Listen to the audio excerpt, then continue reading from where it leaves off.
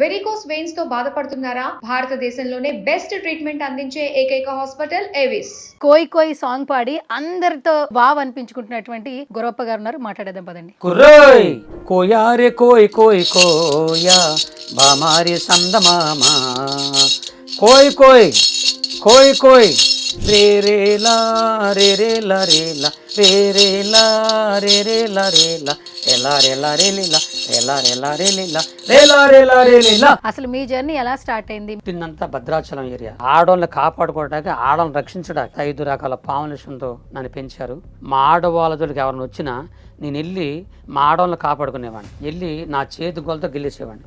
అంటే ఏంటి, మీ బాడీ మొత్తం విషం ఉంది కాబట్టి మీ గోరు వాళ్ళకి తగిలితే వాళ్ళు చనిపోతారు.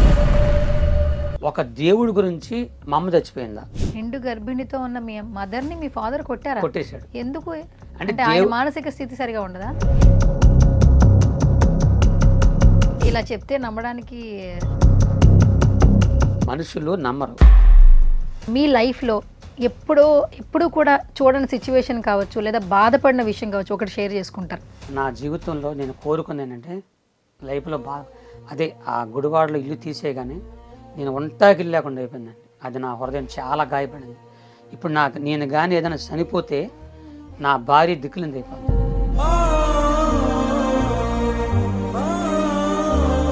అదొక్కటే నా హృదయంలో చాలా బాధపడింది. 40 సంవత్సరాలు ఆ దేవుని సేవ చేశాను.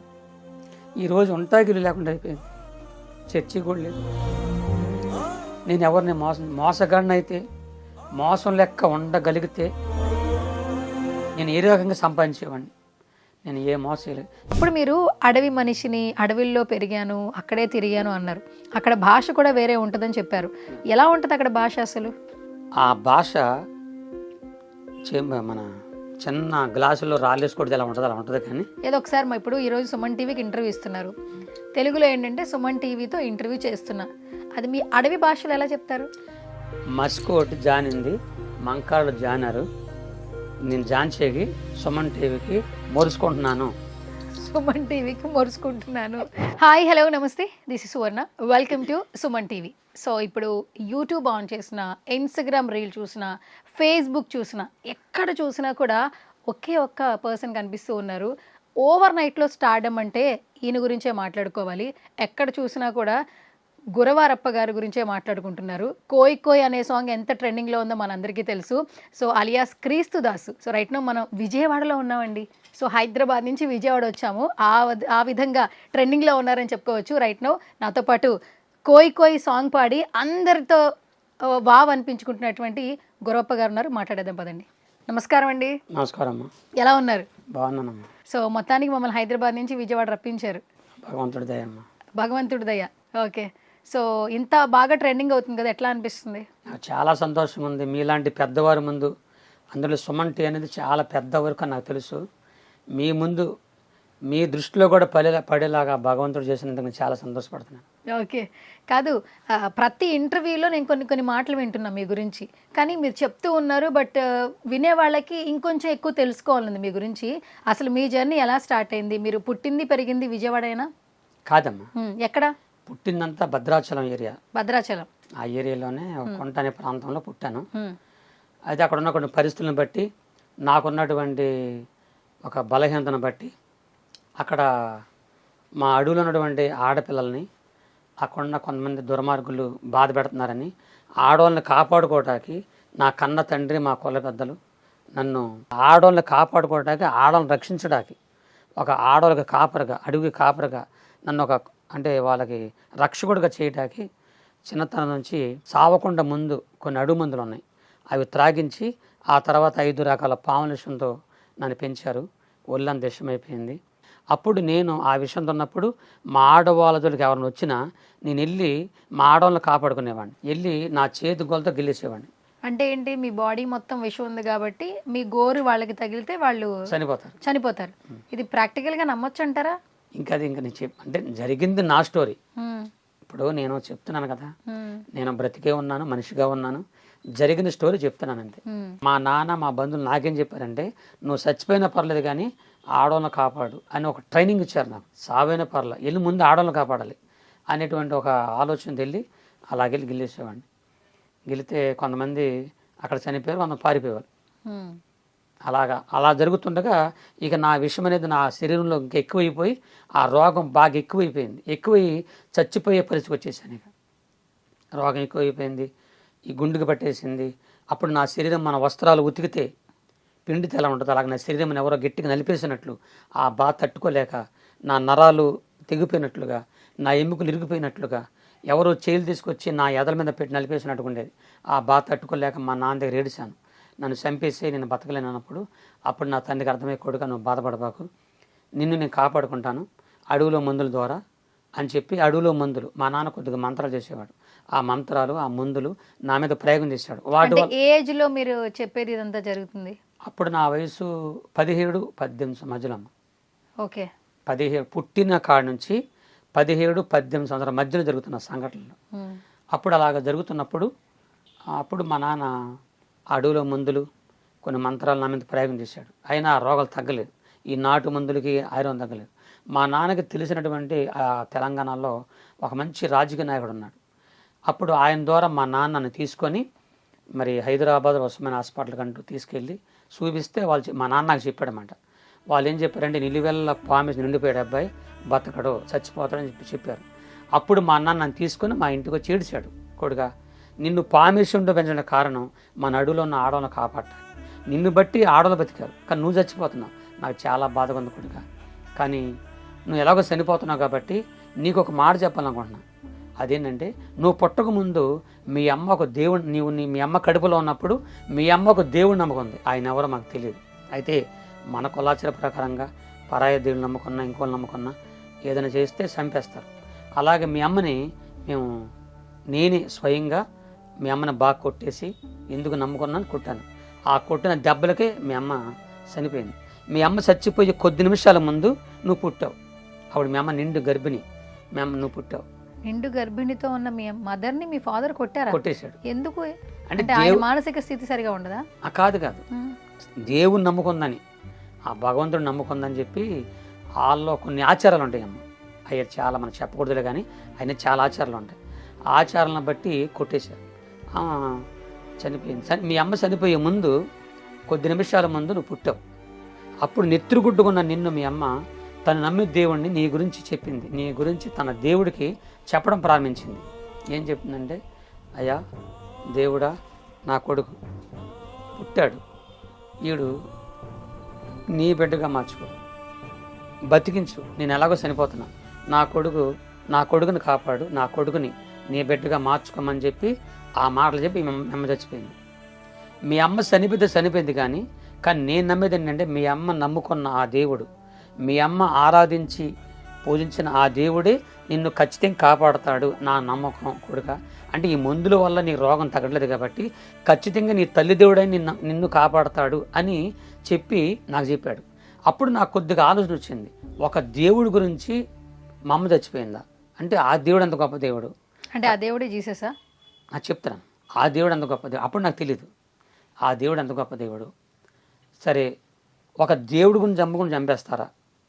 సరే నాకు చాలా బాధ కలిగి మా అమ్మ గురించి ఏడుస్తూ మా అడవిలో ఉన్న చెట్టు పైకి వెళ్ళిపోయాను. ఆ చెట్టు ఎక్కిన తర్వాత ఆ చెట్టు పైన నుండి ఏడుస్తున్నాను.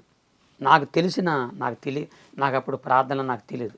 తల్లి, నన్ను కన్న తల్లి, ఆరాధించి పూజించిన దేవుడా నన్ను కాపాడు, చచ్చిపోతున్నాను, నా రోగమైన చంపేస్తుంది, నన్ను బతికించు అని ఏడుస్తుంటే అలాగ నేను చెట్టు మీద ఉన్నాను, అలా చూస్తుంటే ఆకాశంలో నుండి ఒక తెల్లని మనిషి, మీలాగా ఒక మనిషి తెల్లని వస్త్రాలు ధరించుకొని నేను ఎక్కడైతే ఏ చెట్టు మీద ఉన్నానో నా చెట్టుకి 10 అడుగుల దూరంలో గాల్లో నిలబడ్డాడు. ఆ మనిషి గాల్లో నిలబడితే అదే ఫస్ట్ నేను చూడడం, ఇందుకు గాలిని చూస్తూ ఉన్నా. అప్పుడు ఆ మనిషి నాకు అర్థమయ్యే భాషలో మాట్లాడుతున్నాడు. చిక్కమెగడ మేసర గొప్ప వాతం జలందం జలపైన కాసుకొని దిలవని దేహం ఏసునుడి దేహమే జీనుడి దేహం. ప్రపంచంలో నీ రోగాన్ని బాగు చేసి నువ్వు చచ్చిపోతున్నావు కదా, నిన్ను బతికించే ఒక ఆయన ఉన్నాడు, ఆయన ఎవరో కాదు, నీ కన్న తల్లి ఆరాధించి పూజించిన ఆ దేవుని పేరే యేసుక్రీస్తు ప్రభు. నిన్ను బాగు చేస్తాడు, నిన్ను స్వస్థపరుస్తాడు అని నాకు అర్థమయ్యే అబ్బాలు చెప్తున్నాడు. అప్పుడు నాకు అర్థమైంది దేవదూత అని.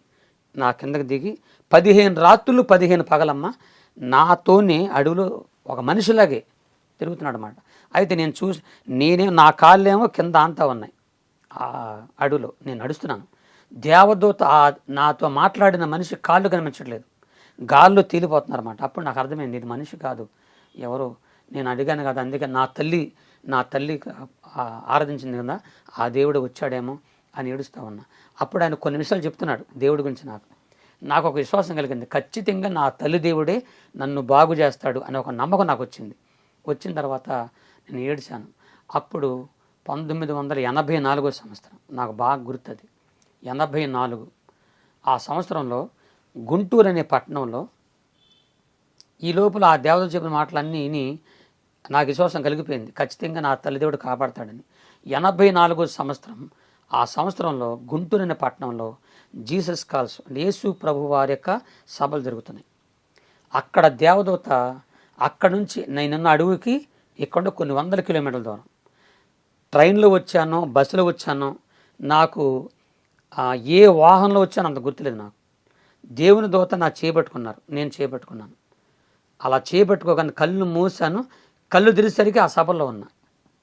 అంటే మీరు ఎలా వెళ్ళారు? తెలియదు ఇక. అదే ఆశ్చర్యం ఉండే, దేవుడు అంటే అదే కదా. నేను అట్లా కళ్ళు మూసుకున్నాను, దేవదూత కళ్ళు అట్ట పట్టుకున్నారు.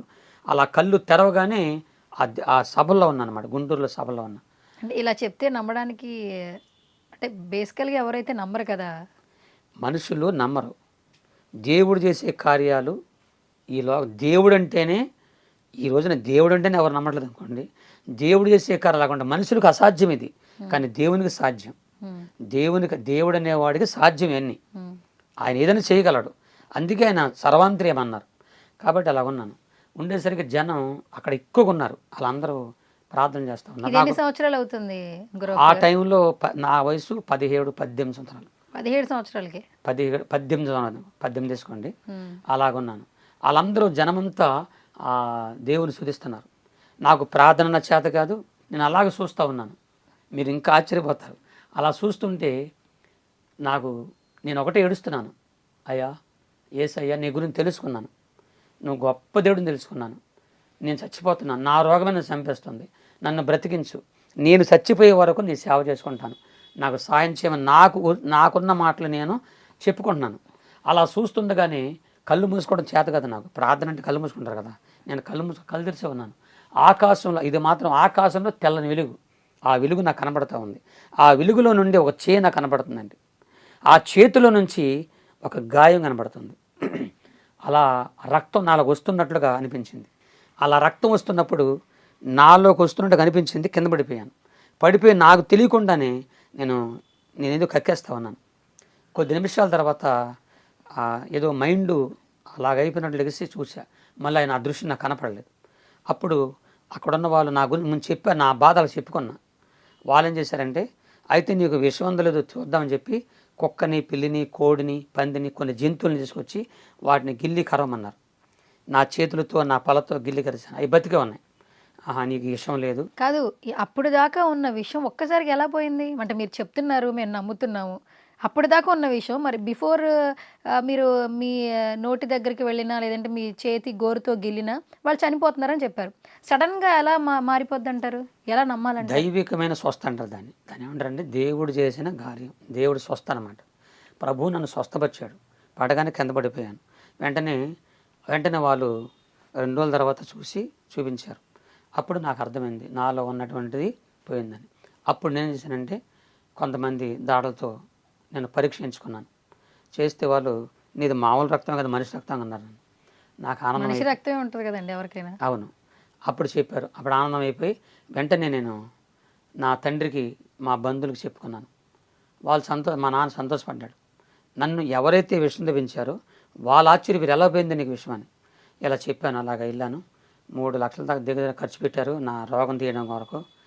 అది ఎట్లా తీశారు? మీ రోగం తీయడం కోసం 3 లక్షలు ఖర్చు పెట్టారన్నారు. అది ఎట్లా తీయడం జరిగింది అసలు? యాక్చువల్లీ బాడీలో విషం ఉంది, విషయాన్ని ఎలా తీస్తారు అసలు? 3 లక్షలు పెట్టి రోగం పోవడం కదమ్మా, ఖర్చు పెట్టారు అంటున్నా. ఖర్చు పెట్టారు అదే ఈ మందులకు కానీ, అడుగుల మందులకు కానీ, దేనికన్నా కానీ ఖర్చు పెట్టారు. వాటికి నా రోగం పోలేదు. మా నాన్నకు చెప్తున్నాను నేను, నాన్న నా రోగం పోలేదు, ఇదిగో ఇక్కడ పలందరికి వెళ్ళాను, యేసు ప్రభు నమ్ముకున్నా ఇలా రక్షించానంటే ఆవిడ మా నాన్న సంతోషపడి ఎవరైతే లేరా అని చెప్పి ఆనందపడ్డాడు. నేను వెంటనే నేనేం చేశానంటే, కాదు, ఇప్పుడు మీది ఓకే అయిపోయింది, మీరు క్లియర్ అయిపోయింది అన్నప్పుడు మీ నాన్నగారు హ్యాపీ ఫీల్ అయ్యారు అని అన్నారు. కానీ మీ అమ్మగారి విషయంలో కేవలం యేసుప్రభుని నమ్మినందుకే కొట్టారని చెప్పారు. అవును, మరి మారిపోయారా మీ నాన్నగారు? మారారుగా. అది చూసి ఆశ్చర్యపోయాడు. నేను తప్పు చేసిన తర్వాత ఒప్పుకున్నాడని. ఇప్పుడు ఎన్న జరగదమ్మా, నేను చెప్పాల్సింది చెప్పా మా నాన్నకి. ఆయన కూడా కళ్ళారు చూశాడు కదా, చూసి సంతోషపడిపోయాడు. నేను మీ అమ్మ నన్నేం కొట్టేశానురా, నన్ను క్షమించు అని చెప్పి తర్వాత చెప్పాడండి. తర్వాత నేను చెప్పేదేనంటే, దేవునికి అసాధ్యమైంది లేదు. ఈ రోజున మీరు తమరు నన్ను ప్రశ్నిస్తున్నారు. ఇదే ప్రశ్న నా తోటి పాస్టర్లే కొంతమంది, ఇది జరిగి 2004 40 సంవత్సరాలు 40 సంవత్సరాలుగా యేసు ప్రభు నన్ను బాగు చేశాడని దేశం అని చెప్పుకుంటున్నాను నేను. ఇప్పుడు మీకు చెప్పాను, మీకంటే ముందు 2 ఇంటర్వ్యూ ఇచ్చాను. అలాగే సభల్లో నా ఫేస్బుక్లో చూసినా, వాట్సాప్లో చూసినా అన్నిట్లో కూడా నా సాక్ష్యం ఉంటుంది. ఇప్పుడుగా చెప్పి 40 ఏళ్ళగా చెప్పుకొస్తూనే ఉన్నాను, చెప్పుకుంటూనే ఉన్నాను. ఆ దేవుని గురించి నాకు దేవుడు చేసింది చెప్పుకుంటున్నా. అంతేగాని ఎవరన్నా మతాలు మారండి, మతాలకు వచ్చేయండి నేను ఎవరికి చెప్పలేదు. దేవుడు నాకు చేసింది మాత్రం చెప్పుకుంటూ తిరుగుతాను. 40 ఏళ్ళకి తిరుగుతూనే ఉన్నా. అయితే ఇప్పుడు నిన్నగాక మొన్న పుట్టినవారు కనీసం వాళ్ళు పుట్టకముందే నేను దేశం తిరిగి వచ్చి సేవ చేసుకున్నా, నా సాగు చెప్పుకున్నా. ఇప్పుడు కుట్టిన వాళ్ళందరూ ఏళ్ళ ప్రశ్న ఎత్తున్నారన్నమాట. నిజమేనా, విషయం పోయిందా? మీరు సినిమాలు చూస్తుంటారా? ఇదివరకు చూసేవాళ్ళ. పున్నమి నాగు సినిమా ఎవరిది? ఇది ఈ మాట మీకు చెప్పాలమ్మా. యాక్చువల్లీ చాలా మంది ఏంటంటే మీరు మాట్లాడుతుంటే చిరంజీవి గారి సినిమా ఉంది కదా, ఆ సినిమా స్టోరీలా ఉంది అని చెప్తున్నారు. అదే నేను ఇలాగ 40 ఏళ్ళగా చెప్తుంటే, ఆ సభల్లోకి వెళ్ళిన తర్వాత నేను చెప్తుంటే మీలాంటి వారు వచ్చి నీ స్టోరీ అంతా పునమనాథ సినిమాలో కనబడుతుంది, నీ స్టోరీ అదే అని అడిగారు. అప్పుడు ఒకసారి మా నాన్న నాకేం చెప్పాడు, మా నాన్న బతుకుండగా నాకేం చెప్పాడు అంటే, ఎవరో సినిమా వాళ్ళు వచ్చారా, సినిమా వాళ్ళు అంటారు అడవిలోకి వచ్చారు, నీ గురించి ఎంక్వైరీ చేశారా అని చెప్పారు నాకు. మా నాన్న చెప్పాడు. సినిమా వాళ్ళు కానీ ఎవ్వరు కానీ ఈనోటి నా దగ్గరికి ఎవరు రాలా, నా దగ్గరకు మనుషులు వచ్చి మాట్లాడే అవకాశాలు లేవు. ఎందుకంటే నేను ఆ టైపులో ఉన్నాను కదా, నేను నా తెలుగు రాదు, చక్కగా ఏదో నా లోకల్ ఉండేవాడిని. కాబట్టి మా అన్న నాకు చెప్పాడు, ఎవరో సినిమా వాళ్ళు అంటారా వచ్చి నీ గురించి ఎంక్వైరీ చేసి వెళ్ళారు అని చెప్పాడు. అంతే. ఇప్పుడు కేవలం ఇప్పుడు కొంప తీసి మీరు ఆ స్టోరీ మిమ్మల్ని చూసే తీసారంటారా ఏంటి? కాదమ్మా, కొంప తీసివద్దు, కొంప నిలబెట్టొద్దు. కానీ నాకు అంత అవసరం, అంత కర్మ నాకు పట్టలేదు. కానీ మా నాన్న ఎవరో వచ్చారు నీ గురించి తీసుకెళ్ళిపోయారు అన్నారు. తర్వాత నేను సాక్ష్యం చెప్పి తిరిగేటప్పుడు కొందరు మీలాంటి వచ్చి నీ స్టోరీ సినిమాలో ఉందన్నారు. నేను చూసాను వెళ్ళి, ఇది అలాగుంది, మా నాన్న కూడా అలాగే ఎక్కించాడు నాకు అనుకున్నా. కానీ దానికి సంబంధం లేదు. జస్ట్ మా నాన్న నా తండ్రి విషయం పోయడం వరకే దాంట్లో ఉందంతే. తర్వాత ఆ స్టోరీకి నా స్టోరీకి అసలు సంబంధం లేని విషయం అది. సరే, అదంతా బాగానే ఉంది. బేసికల్గా మీ నాన్నగారు మీకు మంచి కార్యక్రమం కోసం అక్కడ ఉన్నటువంటి ఆడపిల్లల్ని హత్యాయత్నం చేస్తున్నారు కాబట్టి కాపాడే ఇదిలో మీకు విషయం ఇచ్చారంటున్నారు. ఫస్ట్ అసలు మీకు విషయం ఇచ్చినప్పుడు మీ బాడీ ఎలా తట్టుకుంది? మీది మానవ జన్మే కదా, అంటే మా అందరిలానే మీరు కూడా కదా, విషయం ఇవ్వగానే ఎవరన్నా చనిపోతారు, కానీ మీరు ఎలా బ్రతుకున్నారు అసలు? నల్లేశ్వర, తెల్లేశ్వర, భూమేశ్వర, మణికంఠమని కొన్ని అడుగు మందులు ఉంటాయి. నేను ముందే తమరు చెప్పాను, అందరికి చెప్తున్నాను, నా సభలో కూడా చెప్తాను. అది మనిషి విషం, పాములు గరిసిన పామిషం దాగన సావకుండా ఉండే కొన్ని మందులు ఉన్నాయి. ఆ మందులు ముందు నాకు తాపారన్నమాట, ముందు నాకు త్రాగించారు. ఈ అడుగు మందులో ఉన్న పసల శక్తి మనిషి శరీరంలో ఎంతకాలం ఉంటే అంతకాలం ఎన్ని పామిషాలు తాగినా, ఎన్ని పాములు గరిసినా మనిషి బతికే ఉంటాడు. పామిషం ఎప్పుడు, ఈ మందుల శక్తి శరీరంలో ఎప్పుడు తగ్గిపోతాయో అప్పుడు చచ్చిపోతాడు మనిషి. ఇప్పుడు నాకు జరిగింది అదే. ఓకే, అదేనా మానవ జన్మ అంటే అందరికి పాము. ఇప్పుడు నేను చచ్చిపోతాను, నేను ఇప్పుడు పాముగా చచ్చిపోతాను నేను. ఈ క్వశ్చన్స్ కూడా అలా అపార్థం చేసుకునే వాళ్ళకి ఒక ఆన్సర్ ఇస్తారని నేను. అవునమ్మా, అవును. ఎవరో కాదు, కొంతమంది ఈర్ష కలిగిన వారు ఎక్కువ ఉంటారు. మా క్రిస్టియన్లు ఎక్కువ ఉన్నారు, ఎక్కువ ఉన్నారు, పాస్టర్లు ఎక్కువ ఉన్నారు. ఒకటి ఎదుగుతుంటే చూసి వారు లేరు. ఇప్పుడు నేను ఎంత పైకి వచ్చానా, వాళ్ళు వాళ్ళ జీవితంలో నాకు తెలిసి వాళ్ళు 100 జన్మలెత్తిన ఎంత అభివృద్ధి అవరాలు. ఆ భగవంతుడు ఎందుకో ఈ దిక్కుమాలినోడిని, ఎక్కడ అడుగులో పుట్టినోడిని, కనీసం తెలుగు కూడా రానోడిని, నా భాష, ఈ భాష కూడా రావడానికి మెయిన్ కారణం అంటే మా నాన్న, మా బంధువులు అప్పుడప్పుడు అనగారిపోయిన, వెనకబడిపోయిన ఎస్టీ కలిగినటువంటి జాతులు. కాబట్టి త్వరలో కనుమరుగైపోయి అంతరించిపోయే ఈ భాషని కనీసం ఎవరైనా వింటారా, అసలు ఎవరైనా దీన్ని పట్టించుకుంటారా అని బాధపడేవాళ్ళు. అప్పుడు నా మనసులో మించేది ఎలాగంటే ఈ భాషని కనీసం అందరం మాట్లాడకపోయినా ఒక్క మాట నా ప్రపంచంతో అనిపించాలని నాకు అనిపించేది. మీసాల గొరవప్ప ఇది మీ అంటే మీకు పెట్టిన పేరా, మీరు పెట్టుకున్న పేరా? ఇది విక్నేమ్ అమ్మ. Nick name. ఓకే. ఆంబోతి అంగన్న, దున్నపోతులు రయ్య, బరిగొడ్ల సాంబయ్య, ఏనుగులు గంగమ్మ, ఇవన్నీ విక్నేమ్ అన్నమాట. వీళ్ళందరూ మీ తాతలు ముత్తాతలు వాళ్ళ పేర్లు అలా ఉండేవి, అంతేగాని ఇంటి పేర్లు కాదు. ఇంటి పేర్లు కాదు. సరదాగా నవ్వించుకుంటాకి ఆనందంగా ఆ పేర్లు పెట్టుకునేవాళ్ళు. ఇంకా చెప్తే ఆ బూతుల్లో ఉంటే మనం చెప్పకూడదు, కానీ అలాంటి కొన్ని ఉన్నాయి. ఓకే. ఈ క్రీస్తు అని పెట్టుకున్నారు కదా పేరు, అది ఎప్పుడు పెట్టుకున్నారు మీరు? ప్రభు నన్ను స్వస్థపరిచిన తర్వాత మా పాస్టర్ గారు నాకు బాప్తిసం ఇచ్చి, నేను ఆయన బలవంత చేయాల. నేను వెళ్ళి అయ్యగారు నాకు ఎంత యేసుప్రభు మేలు చేశాడు, నాకు బాప్తిసం అంటే అప్పుడు ఆయన అప్పుడే నీకేమన్నా కొంతకాలం ఆగమన్నాడు. నేను తొందరగా ఏమన్నా నేను ఆయన బలవం చేశా. ఆయన తప్పయ్యా, నువ్వు కొంతకాలం ఆగాలని చెప్పి ఆపి అప్పుడు నేను అన్నీ తెలుసుకున్న తర్వాత నాకు బాప్తిసం ఇచ్చి ఈ పేరు పెట్టారు. ప్రార్థన చేసి క్రీస్తు దాస్ అని పెట్టారు. క్రీస్తు దాస్. అప్పుడు మీరు అడవి మనిషిని, అడవిల్లో పెరిగాను, అక్కడే తిరిగాను అన్నారు. అక్కడ భాష కూడా వేరే ఉంటుందని చెప్పారు. ఎలా ఉంటుంది అక్కడ భాష అసలు? ఆ భాష మన చిన్న గ్లాసులో రాళ్ళేసుకోవడం ఎలా ఉంటుంది అలా ఉంటుంది. కానీ ఏదో ఒకసారి మా ఇప్పుడు ఈరోజు సుమన్ టీవీకి ఇంటర్వ్యూ ఇస్తున్నారు, తెలుగులో ఏంటంటే సుమన్ టీవీతో ఇంటర్వ్యూ చేస్తున్నా, అది మీ అడవి భాషలో ఎలా చెప్తారు? మస్కోట్ జానింది, మంకాళ్ళు జానారు, నేను జాన్చేగి సుమన్ టీవీకి మొరుసుకుంటున్నాను, సుమన్ టీవీకి మొరుసుకుంటున్నాను చెప్పుకుంటున్నాను. అదా ఓకే. ఈ మర్స్కోటి ఏంటి? మస్కోట్ అంటే మీరు, అచ్చా నేను, మంకాళ్ళు అంటే ఈ ముగ్గురు, మాంకాళ్ళు అంటే ఇక్కడ ఉన్న వాళ్ళు. అదమ్మా. ఓకే, చెప్పుకుంటున్నారు అంతేనా? ఓకే. వాళ్ళు నన్ను పిలుచుకొచ్చారు, నేను నా బాధలు చెప్పుకుంటున్నాను అని అర్థం. ఇప్పుడు మా సుమన్ టీవీకి మేము ఏం చేస్తామంటే, మా సుమన్ టీవీ ఆడియన్స్ అంటే మా ఛానల్ సబ్స్క్రైబ్ చేసుకోండి అని చెప్తాం ఇంటర్వ్యూ ఎండింగ్లో. మీ భాషలో, అడవి భాషలో సుమన్ టీవీ చూడండి, సుమన్ టీవీ సబ్స్క్రైబ్ చేయండి అని అలా చెప్తారు. మస్కోట్ మంకాళ్ళ జాన్ చెగినారు, అందరు లోచాగండి, అందరు లోచాగండి, జానిపోవద్దు, లోచాగండి, అందరు చూడండి, తప్పందరూ చూడండి, మర్చిపోకండి. ఇందులో కొంచెం ఒక రకమైన వేరే భాష వస్తుంది కదా, అడవి భాష అంటే కొంచెం బూతులు యాడ్ అవుతాయా? కొన్ని అవుతాయి, అందుకని నేను కట్ చేశానట్టు. కట్ చేశారు మీరు. ఓకే సరే. సో అడవిలోంచి తెలుగు భాష ఎట్లా నేర్చుకున్నారు మీరు?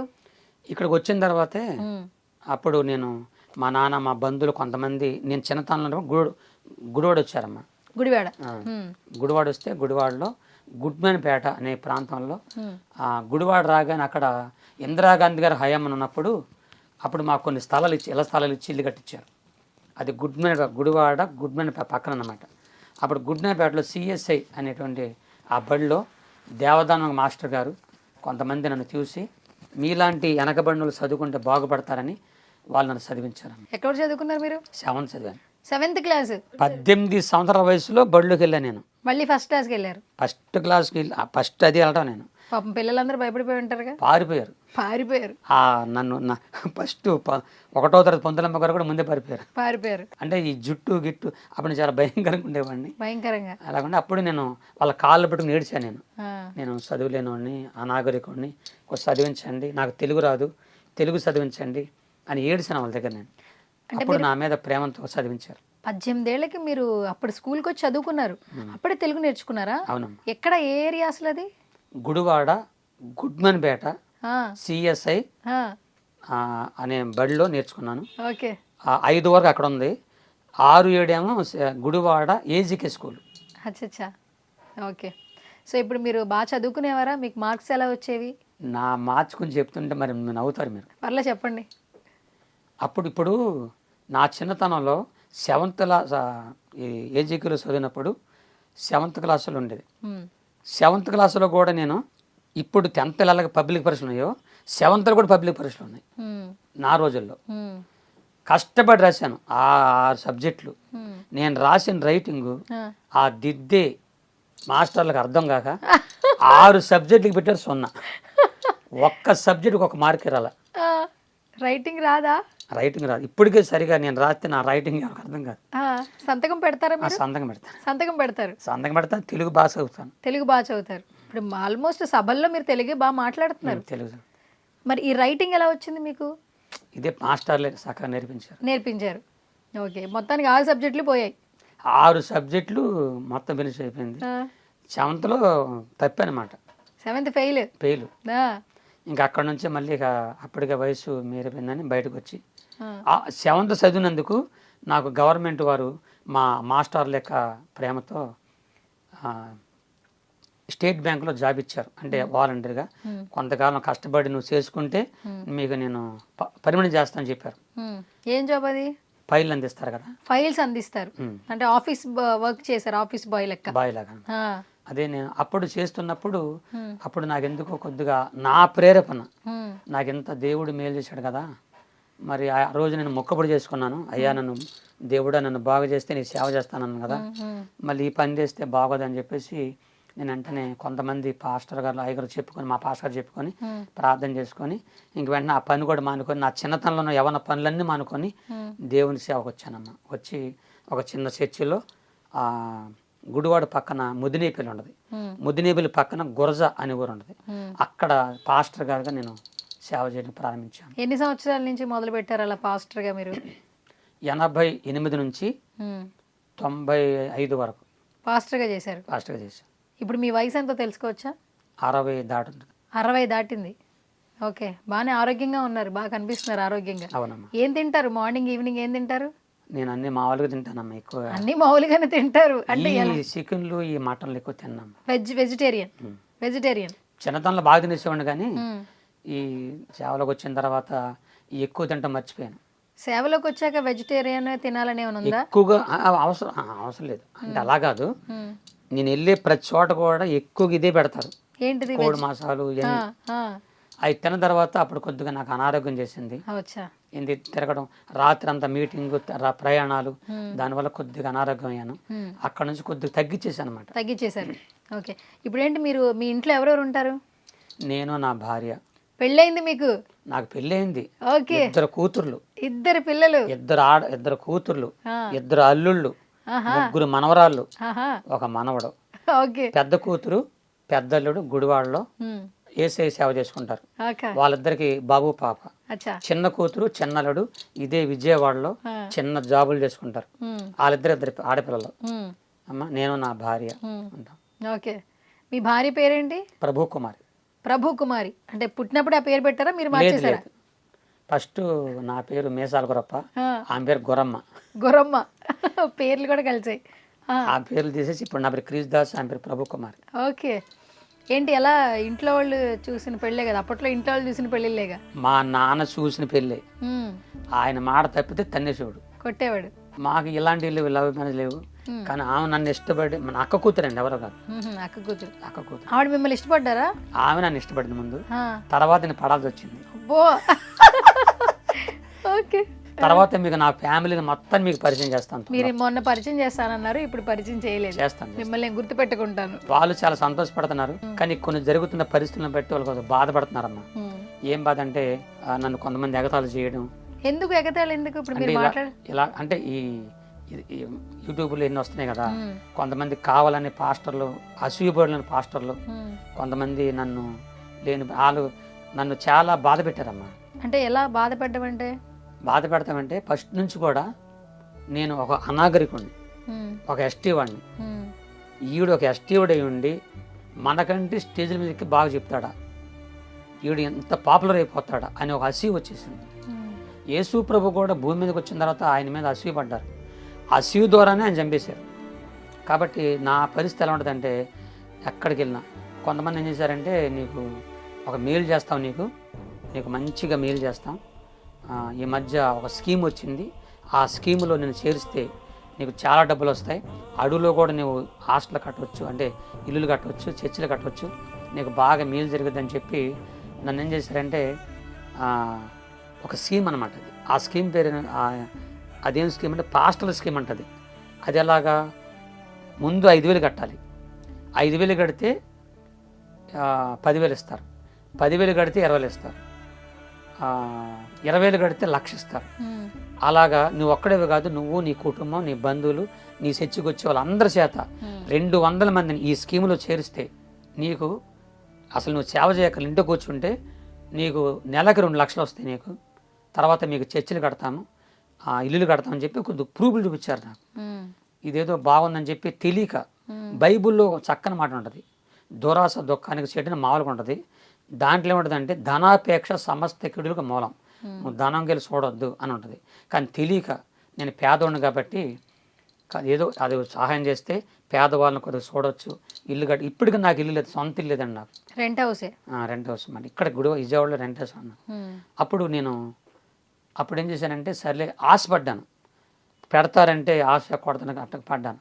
పెట్టి నా బంధువుల్ని ఇక్కడ గుడివాడ, ముదినేపల్లి, గురజ ఈ 3 ఊర్లు, ఈ 3 ప్రాంతాల్లో ఉన్న 200 మందిని ఈ స్కీమ్లో చేర్చాను. వాళ్ళందరూ పాపం వాళ్ళకి డబ్బులు వస్తున్నాయని చెప్పి ఆశపడి డబ్బులు కట్టారు. వాళ్ళు ఏం చేశారంటే నన్ను అడ్డుపెట్టి డబ్బులు మొత్తం 20 లక్షలు తీసుకెళ్ళిపోయారమ్మ. 20 లక్షలు వీళ్ళందరూ కడితే వాళ్ళు తీసుకెళ్ళిపోయారు. ఇది ఎప్పుడు జరిగింది? ఇది 2009-10. మరి ఇప్పుడు మీరే వాళ్ళకి బాధ్యులు కదా? నేనే బాధ్యులు చెప్తున్నానమ్మా. వాళ్ళు వెళ్ళిపోయారు.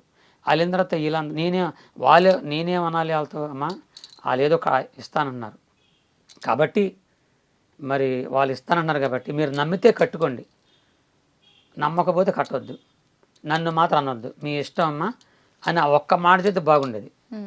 నేనేం చెప్పానంటే దానికి అంతటికి బాధ్యుడు నేనే, వాళ్ళు ఒకవేళ రాకపోతే నేనే ఇస్తానని చెప్పా. అనేసరికి వాళ్ళు డబ్బులు ఎత్తుకెళ్ళిపోయారు. ఎత్తుకెళ్ళిపోయిన తర్వాత నేను చాలా ఏడ్చాను. వీళ్ళందరూ వచ్చాయా మరి నువ్వే బాధ్యుడివి, మా డబ్బులు మాకు కట్టేయమన్నారు. 20 లక్షలు పేదవాడిని ఆ యేసు ప్రభు సేవ చేసుకుంటేనే ఆ వచ్చే కానుకలతోనే బతికేవాడు నేను. 20 లక్షలు ఎలా తేవాలని చాలా బాధేసింది. బంధువులు, చర్చికి వచ్చేవాళ్ళు, నా స్నేహితులు, వీళ్ళందరూ ఇలా చేయడం వలన, వీళ్ళందరికీ నేను అప్పులైపోవడం వలన చాలా బాధేసి ఆఖరికి నేను చనిపోతానన్న బాధ కలిగింది. అప్పుడు తండ్రి నేను క్షమించు, నేను తప్పు చేశాను, కానీ నేను చచ్చిపోతే ఒక పాస్టర్ అనేవాడు అప్పులు చేసి మాకు ఎగ్గొట్టి చచ్చాడని అందరూ అంటారు. కాబట్టి ఒక్కసారి నన్ను క్షమించి ఇంకెప్పుడు ఇలా చేయను, నాకు తెలియక ఇంత డబ్బులు అయిపోయినాయి, వీళ్ళందరికీ డబ్బులు కట్టేను, ఆయన ఎలా కడతావు నీ ఇష్టం చెప్పాక ఆశ్చర్యకరుడని 7 రాత్రులు 7 పగల్లో ఇంట్లో కూర్చొని ఏమి తినకుండా ఉపవాసం ఉండి ఆ ప్రభు దగ్గర ఏడ్చానమ్మ, ప్రార్థన చేసుకున్నాను. చేస్తే మీరు ఎట్టగైతే నన్ను పిలిచారో అట్టాగే అనేకులు నన్ను మీటింగ్లు పిలిచారు, సభలకి పిలిస్తే నేను పాటలు పడేవాడిని, వాక్యం చెప్పేవాడిని. దేవుడు వాళ్ళకి ప్రేమించి వాళ్ళ హృదయాల్లోకి వెళ్ళిపోయి నాకు కొద్దిగా ఇస్తానన్న వాళ్ళు నేను అప్పటికి కూడా ఏనాడు కూడా ఎవరు పిలిచినా నాకు ఇంత ఇవ్వండి నేను మీ దగ్గరికి వస్తాను ఎప్పుడు కనలేదండి. అది అందరూ తెలుసు, ప్రతి ఒక్కరు తెలుసు.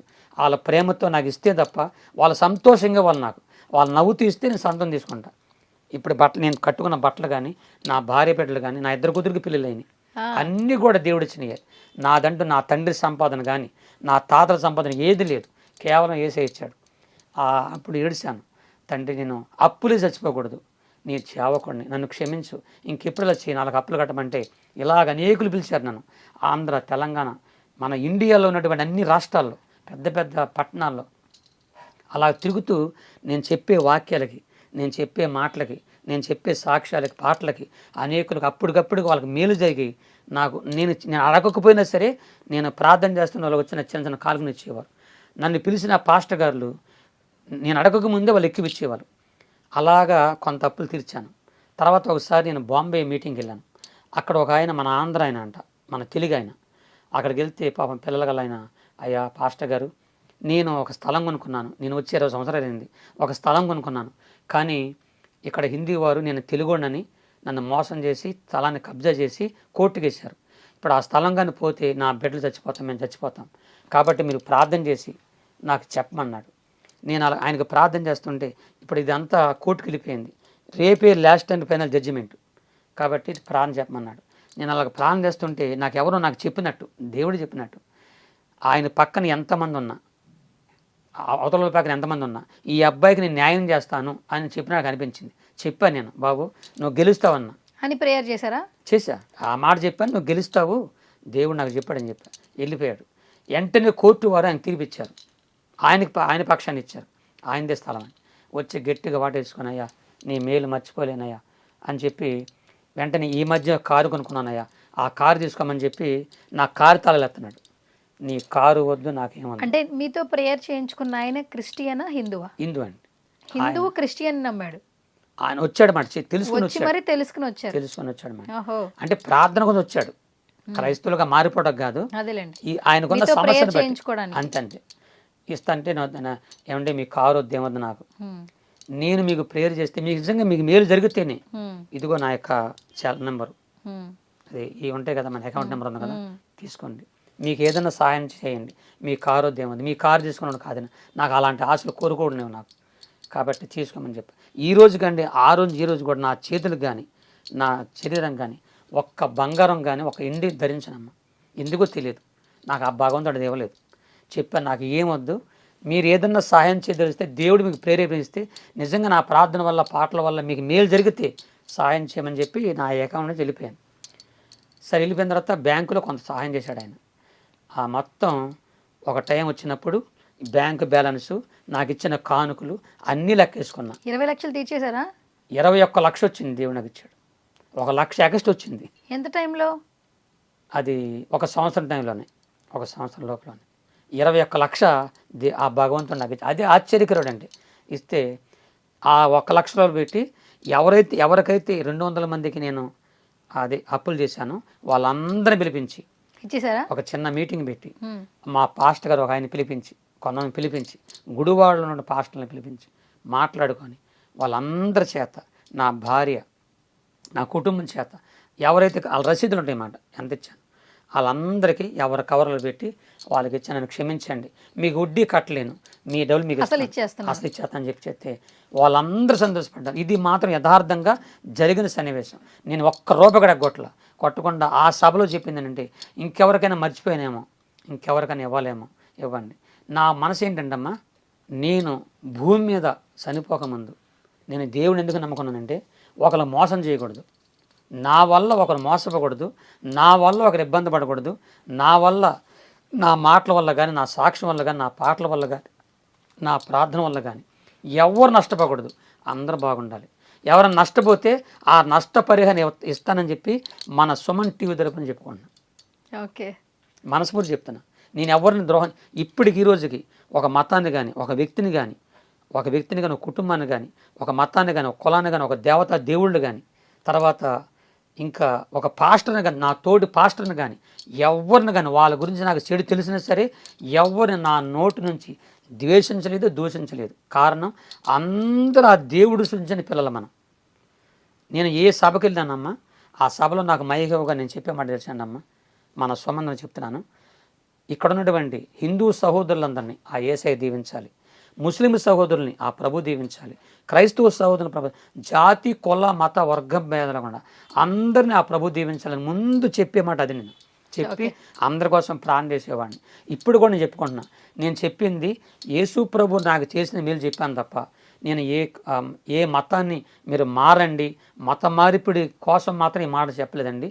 నాకు ఎందుకంటే మరి మన సుమన్ టీవీ తరపున అనేక మీడియా వారు చాలామంది అడుగుతున్న ప్రశ్నలు ఏంటంటే ఇది మతం కాదు, నేను మతం గురించి చెప్పలేదు, మీరు మారమని చెప్పట్లేదు, మీరు మతంలో ఎవరైనా మతం మార్పిడి చేస్తా వచ్చి మీరు మతం మారొద్దు. ఎందుకని తెలుసా, నా దేవుడు నాకు చెప్పింది అంటే యెహోవా ఉత్తముడు రుచి తెలుసుకున్నా, నేను తెలుసుకున్నాను. మీరు ప్రశ్న తెలుసా ఇది ఎలా జరిగింది, ఒక విషయం ఎలా మారాడు, మేము నమ్మాలన్నారు. మనుషులు నమ్మక్కర్లేదు, దేవుడే నాకు చేసిన మేలు ఆయన నమ్మితే చాలు. ఆ రోజు నుంచి ఈ రోజు వరకు నేను ఒక మోసగాడిని కాదు, ఒక మోసం చేయలేదు, ఒక దగా చేయలేదు, ఆబ్రక దాబ్రకని మహిమలు చేయలేదు, పెద్ద చర్చిలు కట్టలేదు, లేకపోతే ఇంకో చిత్రాలు విచిత్రాలు చేసి ఒక మెరకలు చేయలేదు. అసలు అలాంటి మాటలు నాకు రావు. నా దేవుడు నాకు చేసినవి మాత్రమే నేను చెప్పుకుంటున్నాను తప్ప చెప్పుకుంటున్నాను రెండమ్మని మీరు చెప్పండి అమ్మ. గురవయ్య గారు, మీ లైఫ్ అలా కొనసాగుతుంది. 20 lakhs మీకు సంబంధం లేకపోయినా మీరు మోసపోయారు. ఆ మోసపోయిన అమౌంట్ని కూడా ఎవరు మీ గురించి తప్పుగా అనుకోకూడదని వాళ్ళకి ఇచ్చేశారు. అసలు మీ జీవన పోషణ అంటే మీ ఫినాన్షియల్గా మీరు ఎలా స్ట్రాంగ్, మీరు ఏ పని చేస్తారంటే ఈ సభల్లో మాట్లాడడం ఆ ప్రోగ్రామ్స్ చేయడం వల్లే మీకు డబ్బులు వస్తాయి. ఆ డబ్బులతోనే మీ కుటుంబాన్ని మీరు చూసుకుంటున్నారు. ఇంకొక మాట మంచి మాట చెప్పారమ్మా, అసలు ఇది చెప్దాం అనుకున్నాను, చక్కని ప్రశ్న వేశారు. గుడివాడలో కింద ఇల్లు పైన చర్చి కట్టుకున్నానమ్మా, అదే 100 గజాల భూమిలో కింద ఇల్లు, అది మా నాన్నగారిది అన్నమాట. అది గవర్నమెంట్ వారు మాకు ఇచ్చినటువంటి ల్యాండ్లో మా నాన్నగారు నాకు ఇచ్చిన స్థలం అది. నా తండ్రి గడిచిన స్థలం అది. ఆ స్థలంలో చిన్న కింద ఇల్లు పైన చర్చి కట్టుకున్నాను. ఈ మధ్య రోడ్లు ఎలాబడి చేశారన్నమాట. హైవే పడింది, చర్చి ఇల్లు కూడా తీసేశారు. నాకు ఈ 2 పోగానే కొద్దిగా డబ్బులు ఇచ్చారు ప్రభుత్వం వారు, సహాయం చేస్తే నీ ఎక్కడ కట్టుకోవాలని అలాగే ప్రాణం చేసుకుంటే మన విజయవాడలోనే నొన్ననే ప్రాంతంలో చిన్న స్థలం కొనుక్కున్నానమ్మ. ఎప్పుడు? ఒక 2 సంవత్సరాల క్రితం చిన్న స్థలం కొనుక్కున్నాను, అక్కడ ఉంది. అయితే అక్కడ కట్టుకోవటానికి నా దగ్గర డబ్బులు లేక ప్రస్తుతం విజయవాడ రామారపాడులో రెంట్కి నెలకు 15,000 రూపాయలు చొప్పున రెంట్ కొంటున్నాం. 15,000 రెంట్ విజయవాడలో? చాలా పెద్ద అమౌంట్. అంటే డబుల్ బెడ్రూమా సింగిల్ రూమా? Double bedroom. డబుల్ బెడ్రూమ్ లో అంటే మొత్తాన్ని కలుపుకమ్మ, ఇది రెంట్ కరెంట్ మెయింటెనెన్స్ మొత్తం కలుపుకొని 15,000 నెలకు కట్టుకోవాలి. అయితే నాకు చర్చి లేదు, ఇప్పటికి చర్చి లేదు, నాకు చర్చి లేదు, నాకు ఏ ఆదాయం లేదు. మీకు ఆస్తులు ఏమైనా ఉన్నాయా? అంటే ఒక స్థలాలు కానీ పొలాలు కానీ బంగారం కానీ ఏమైనా ప్రాపర్టీస్ ఉన్నాయా? నాకు ఏమీ లేవు. అది అందరూ తెలిసిన విషయమే. మరి ఇద్దరు పిల్లలకి ఎలా పెళ్లిళ్ళు చేశారు? ఈ సభల్లో ఇలాగ నేను మీటింగ్కి వచ్చినప్పుడు నన్ను పిలిచి అయ్యగారులు, మీలాంటి తల్లులు ప్రేమించి ఇచ్చే చిన్న కానుకలే, ఆ కానుకలతోనే నా దేవుడు, నేను చాలా జాగ్రత్తగా, నేను చాలా ఏదో అంటారు పిసినారు అంటారు కదా, నేను వెళ్ళిన వచ్చిన ప్రతి కానుక కూడా చాలా జాగ్రత్త దాచుకుంటాను, వ్యర్థంగా ఖర్చు పెట్టను. నాకు ఎలాంటి చెడు అలవాట్లు లేవు, వ్యర్థంగా ఖర్చు పెట్టను. ఆ వచ్చిన పద్దాన్ని ప్రార్థన చేసుకుంటాను, నా భార్యకి ఇస్తాను. నేను నా భార్య మోకరించి ప్రార్థన చేసుకొని అలాగ నా బిడ్డల్ని పెంచుకొని పెద్ద చేసుకొని పెళ్ళిళ్ళు చేసుకున్నాను. పెళ్ళిళ్ళు చేశారు కదా, కట్నాలు ఇచ్చారా మీరు? ఇచ్చానండి. ఇచ్చారు. ఇద్దరు పిల్లలకి ఇచ్చారు. ఇద్దరు కూతుళ్ళు కూడా ఏ లోటు లేకుండా అన్ని చూసుకున్నాను. ఇద్దరు అల్లుడిని కూడా మంచిగా చూసుకున్నాను, ఏమి ఇబ్బంది లేదు. నా కూతుర్ని నా ఇద్దరు ఒక్క మాట అంతా గోడలకు చేశా. ఎందుకు మీరు నీ తండ్రి నుంచి ఎందుకు అంతా గోడలేదు, అది అందరూ తెలుసు. ఇంకోటి, నేను చేసే ప్రతి పని కూడా నలుగురు పెద్దలను పెట్టి చేస్తానమాట. ఏదే కూతురు విషయం కానీ ఏదైనా చేయాలన్నా చేసుకుంటాను, ఒక్కడిగా చేయను. ఓకే, ఇదంతా బాగానే ఉంది గురవయ్య గారు. యాక్చువల్లీ సభల్లో కొంతమంది పాల్గొంటూ ఉంటారు. ఈ మధ్య కాలంలో ఏంటంటే కొన్ని వీడియోస్ మేము చూస్తున్నాం, కొంతమంది పాస్టర్లు ఏంటంటే పాస్టర్లోనే భగవంతుడు ఉన్నాడు అని కొన్ని మాయలు చేస్తున్నారు. ఏంటి, అక్కడికి సభలకి ఎవరైనా వస్తుంటే వాళ్ళ ఆరోగ్యం సరిగా లేకపోతే, వాళ్ళు ఒక రకమైన సిచ్యువేషన్లో ఉన్నప్పుడు వాళ్ళు ప్రేయర్ చేసేటప్పుడు స్టేజ్ మీద నుంచోపెట్టి నుదుటి మీద వేలు పెట్టి బైబిల్ మీద చెయ్యి పెట్టించి వాళ్ళ రోగాన్ని మాయం చేసాం అంటున్నారు. అంటే ఒక టాబ్లెట్ లేకుండా టెక్నికల్గా మెంటల్గా వాళ్ళని బాగు చేసామని చెప్తున్నారు. అట్లా చెప్పడం వల్ల హిందుత్వం ఎవరైతే తీసుకున్నారో, సనాతన ధర్మం గురించి ఎవరైనా తెలుసుకున్నారో వాళ్ళు క్రిస్టియన్ వాళ్ళ మీద ఆగ్రహాన్ని వ్యక్తం చేస్తున్నారు. నిజంగా పాస్టర్ అనేది ప్రేయర్ చేసేటప్పుడు ఆ పాస్టర్లో దైవత్వం వస్తుందా? నిజంగానే వాళ్ళకి మేలు చేస్తున్నారా? మీరు ఒక క్రిస్టియన్ వైపు సపోర్ట్ చేసే పర్సన్గా కాకుండా యేసుక్రీస్తుని నమ్మే ఒక వ్యక్తిగా ఏం చెప్తారు?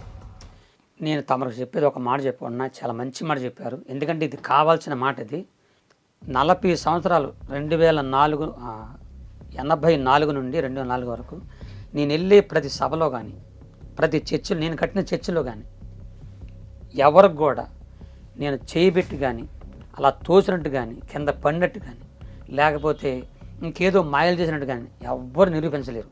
అసలు నా వీడియో మీరు చూడండి, నేను ఏ స్థలం మీద ఉంటానో అక్కడ మైకి పట్టుకొని అక్కడి నుంచి ప్రార్థన చేస్తాను తప్ప, అక్కడి నుంచే ప్రార్థన చేస్తాను. అక్కడి నుంచి వాళ్ళకి మేలు జరిగితే దేవుడు చేయాలి, కానీ మనుషుల్లోకి దేవుడు చేసి అయితే దేవుడు రాడు. మీలో కూడా దేవుడు వస్తాడు, మాలో అందరికి వస్తాడు. దేవుడు అనే ఆయన అందరిలోకి వస్తాడు, అందరిని ప్రేమిస్తాడు. ఇంకోటి చెప్తున్నా, మనిషిని హృదయమే దేవుని ఆలయం. ఆలయాలు దేవుడు కాదు, ఆలయాల్లో బైబిల్ ఏముందంటే ఆలయాలు మనుషులు కట్టించిన ఆలయాల్లో దేవుడు ఉన్నాడు, మనిషిని గుండెలోనే దేవుడు ఉంటాడు. నేను అలా పెట్టుకున్నాను. మత్తయి సువార్త 5వ అధ్యాయం ఏముందంటే, హృదయ శుద్ధి గల వారు ధన్యులు, వారు దేవుని చూస్తారు. హృదయం అనేది శుద్ధిగా ఉండాలండి, మన శుద్ధిగా ఉంటే ఆయన మనలో ఉంటాడు. కాబట్టి నేనుగా అలాంటి చేయలేదు, తర్వాత అలాంటి విమర్శన చేయడం కూడా అది నాకు తెలియదు అనమాట, ఇలా తెలియదు. అందుకే నేను చెప్తున్నా, మన హిందూ సోదరులు కానీ ఇంకోలు కానీ క్రైస్తవులకు చెప్తున్నాను, ఇలాంటి మాయ మాటలకు మీరు పడొద్దు. గురవయ్య గారు ఒక మంచి క్లారిటీ ఇచ్చారు నిజంగా. అంటే ఎవరైతే క్రిస్టియన్స్ గురించి హిందువుల గురించి మాట్లాడే వాళ్ళకైతే ఒక మంచి క్లారిటీ ఇచ్చారు. ఓకే, సో ఇప్పుడు ఏంటి, కేవలం సభలైనా ఎక్కడెక్కడ తిరుగుతుంటారు మీరు? నన్ను ఎవరు పిలిచినా వెళ్తానమ్మా, ఎవరు పిలిచిన సభల్లోకి వెళ్ళి వాక్యం చెప్తాను, సాక్ష్యం చెప్తాను, నా సాక్ష్యం చెప్తాను, వాక్యం చెప్తాను. ఎందుకంటే నేను నమ్ముకున్న నా దేవుడు నాకు ఎంత మేలు చేశాడని చెప్పి నేను ఈ మన కోయి భాషలో పాటలే కాకుండా తెలుగులో కూడా పాడాను, రాశాను పాటలు. అది ఒకటి మొత్తం కదలే, జస్ట్ నా జీవితానికి సంబంధించింది. పాడండి. నిలువెల్ల ఘోరపు విషమేనయ్యా, మనిషిగా పుట్టిన సర్పనయ్యా, పాపము కడిగాబులే విషము విరిచాబులే, నన్ను మనిషిగా ఇలా నీవు నిలిపావులే, క్రీస్తు దాసుగా పేరు పెట్టి పిలిచావులే, ప్రభువా కాచితివి ఇంత కాలం, కాచితివి ఇంత కాలం, సావైన బ్రతుకైన నీ కొరకే దేవా, నీ సాక్షిగా నేను జీవింతునయ్యా. ఓకే, సో ఈ పాటలన్నీ మీరే రాసుకుంటారు? నేనే రాసుకొని నేనే పాడుకుంటానమ్మా. ఎవరి పాటలో నేను రాయను. అయితే ఫస్ట్ నుంచి ఇప్పటి వరకు నేను చచ్చిపోయే వరకు ఆయన సేవ చేయాలని నేను నిర్ణయించుకున్నాను. అలాగే ఎవరు పిలిచినా, ఎక్కడికి పిలిచినా వెళ్ళి ఒంటరిగా నా వెనక బాక్సర్లు కానీ బాడీ గార్డులుగా నాకు ఎవరు ఉండరు. ఎందుకంటే నేను బతకడమే కష్టం, వాళ్ళనేం పెంచను, నేను ఎవ్వరు రారు. నా దేవుడు నాకు చెప్పాడు ఒక మాట, నీతో నేను ఉన్నాను, నిన్ను ఎడబను ఎడబాయని అన్నాడు. అంత గొప్ప దేవుడు నా పక్షాన ఉండగా ఒంటరి. ఇప్పుడు మీదే ఒకడిని వచ్చాను నేను, మన స్టూడియోకి ఒకడిని వచ్చా, నా వెనక ఎవరో గురాల. నా భార్య పిల్లలు ప్రార్థన చేసి జాగ్రత్త నాయన జాగ్రత్త అని పంపించారు, అంతే వచ్చేసాను అంతే. కాబట్టి ఒక్కడే వెళ్తాను, ఒక్కడనే వస్తాను. నా దేవుడు 40 ఏళ్ళుగా నన్ను కాపాడుతున్నాడు, ఇక ముందు కూడా కాపాడుతా. కారణం అంటే పుట్టగానే అమ్మ చచ్చిపోయిందమ్మ, అమ్మ తెలియదు నాకు, కన్న తల్లి ప్రేమ తెలియదు. మధ్యలో నాన్న చచ్చిపోయాడు, అమ్మ నాన్న లేని అనాథని నేను. అమ్మ నాన్న లేకపోతే ఆ బాధ ఏంటో అనిపించినోడు నేను. అమ్మ నాన్న ఉంటే వాళ్ళ విలువ పిల్లలకి తెలియదు, కానీ ఈరోజు అమ్మ నాన్న లేకపోతే వాళ్ళ బాధ ఏంటో ఆ కష్టం ఏంటో అనిపించినోడు నేను. కన్న తల్లిదండ్రులు లేక వాళ్ళ ప్రేమ లేక పెరిగినోడిని. ఆ రోజు నుంచి ఈ రోజుకి కన్న తండ్రి కంటే కన్న తల్లి కంటే నా దేవుడే నా చేయబట్టుకొని ఆ రోజు నుంచి ఈ రోజు నడిపిస్తూ ఉన్నాడు. ఈ రోజున నాకు సొంత ఇల్లు కూడా లేదు, స్థలం ఉందగా ఇల్లు లేదు. ఇల్లు కట్టుకోవటానికి, నా కుటుంబాన్ని పోషించుకోవటానికి దేవుడే ఏ దిక్కుని రప్పిస్తాడో, ఏ హృదయంగా ఆయన పరలోక బ్యాంకులు ఇప్పి ఆయనే నన్ను ప్రతిరోజు పోషిస్తున్నాడు, ఆదరిస్తున్నాడమ్మ. సభలకు వెళ్తుంటారు కదా అమ్మ, అంటే ఎన్ని గంటలు మీరు స్టేజ్ మీద ఉంటారు, ఎన్ని గంటలు వాక్యాలు చెప్తారు మీరు? నేనమ్మా 2 గంటల పైన ఉంటుంది. 2 గంటల పైన కంటిన్యూగా చెప్తుంటారు. అంటే మినిమం మీకు మామూలుగా పర్ సపోజ్ ఎంత అమౌంట్ వస్తుంది? ఒక సభకి వెళ్ళి ఒక 2 గంటల సేపు అక్కడ అందరితో మాట్లాడిన తర్వాత మీకు వచ్చే అమౌంట్ ఎంత? తమరికి ముందే చెప్పాను, ఈ వీడియో రూపంగా అందరూ చెప్పుకుంటున్నాను. అందరూ తెలుసు, 40 ఏళ్ళగా అనేక దైవజనులు సార్లు పిలిచారు. నా నోటితో ఏనాడు కూడా ఇప్పటికీ నాకెంత ఇవ్వండి అని అడగలేదు. నేను రాగా నన్ను చూసి, నా స్థితిని చూసి, నా పరిసరం చూసి, నన్ను ప్రేమించి మీరు ఎంతో సహాయం చేశారు. మీ సహాయానికి, మీ ప్రేమకు నేను ఎప్పుడు మర్చిపోలేను. ఇప్పటికి కూడా అనేకులు ప్రేమించి మీ తోసిన చెంచిన కానుకలు పంపించి నన్ను, నా కుటుంబాన్ని పోషిస్తున్నారు. మిమ్మల్ని మర్చిపోలేను. ఓకే, రీసెంట్గా పల్సర్ బైక్ రమణ గారి దగ్గర ఒక సాంగ్ పాడారు, ఆయన యూట్యూబ్ ఛానల్లో రిలీజ్ చేశారు. ఆయన ఎలా అప్రోచ్ అయ్యారు మిమ్మల్ని? ఇలాగే తమ టీవీల ద్వారా నన్ను, మన రాజేష్ గారు వాళ్ళు ఫ్రెండ్స్ మాట ఇచ్చిన తర్వాత వాళ్ళు నాకు ఫోన్ చేశారండి, నా పాట పాడమన్నా పాడతానన్న అంటే తీసుకెళ్లారు.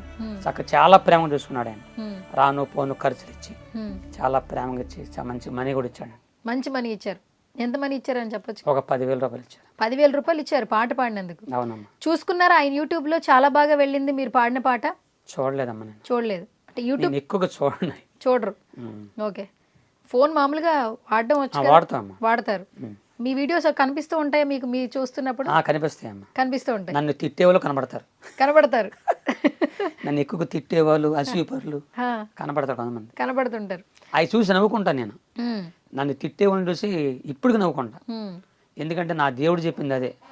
మత్తయి సువార్త 5:11లో నా నిమిత్తం జనులు మిమ్మల్ని నిందించి హింసించి మీ మీద అబద్ధంగా చెడ్డ మాటలు పలికినప్పుడు మీ పేరు చెడ్డదని, మీరు మంచోడు కాదని అబద్ధాలు చెప్పి మిమ్మల్ని నిందించినప్పుడు మీరు సంతోషించి గంతులేమన్నాడు. అందుకనే వాళ్ళు తిడుతుంటే గంతులెత్తా నేను. కారణం, నన్ను తిట్టినందుకు వాళ్ళకు డబ్బులు వస్తాయి పాపం, కనీసం దానికోసం వాళ్ళు బతుకుతారుగా. ఓకే, ₹1 వాళ్ళకి వచ్చింది, కానీ నన్ను తిట్టినందుకు డబ్బులు వస్తాయంటే కదమ్మా. అవును, నాకు తెలియదు, ఈ మధ్య తెలిసింది నాకు. యూట్యూబ్లో నన్ను తిడితే వాళ్ళకి డబ్బులు వస్తాయంట. దానికోసం బతకండి అయ్యా, తిట్టండి. ఓకే, అయితే ఈ కోయ్ కోయ్ అనే సాంగ్తో మంచిగా ట్రెండింగ్లోకి వెళ్ళిపోయారు కదా.